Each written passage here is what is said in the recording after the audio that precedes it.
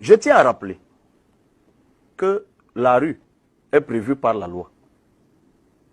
Parce que j'ai entendu tout et n'importe quoi à ce propos. C'est prévu par la loi. C'est-à-dire que les Camerounais ont tout à fait le droit de manifester dans la rue. C'est prévu par la loi de 90.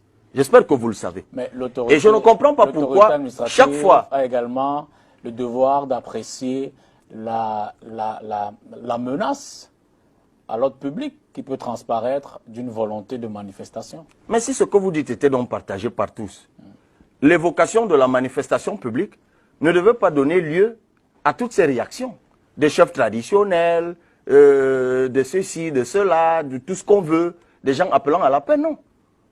Le peuple a tout à fait le droit dans un État démocratique de manifester conformément à la loi. Il appartient effectivement, puisque le régime de la manifestation est celui de l'autorisation, il appartient aux autorités administratives d'apprécier ou pas la dangerosité d'une manifestation. Mais on ne peut pas tout de go. Chaque fois qu'on a évoqué la manifestation, et moi je le dis donc, les Camerounais ont le droit d'exprimer, de manifester. Ils ont le droit d'exercer le droit de manifester dans la rue. Personne ne peut enlever ça. Si ça figure aujourd'hui dans la loi de 90, c'est parce que des gens se sont battus pour que cela soit inscrit dans cette loi.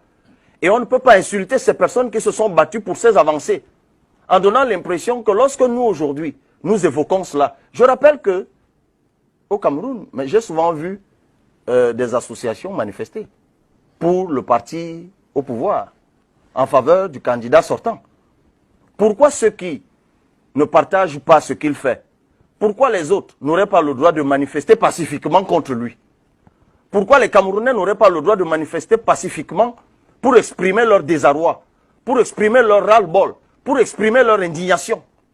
Ils en ont le droit. C'est contre cela que je m'offusque. Et c'est pour cela que je dis que chaque fois que vous prêtez le flanc à cela, vous devenez les adorateurs de votre bourreau. Parce que lorsqu'on vous dit, mais non, vous n'avez pas le droit d'exercer votre droit, et que vous dites, oui, c'est vrai, on n'a pas le droit, vous devenez complice de votre malheur. Après, on va dire que quoi?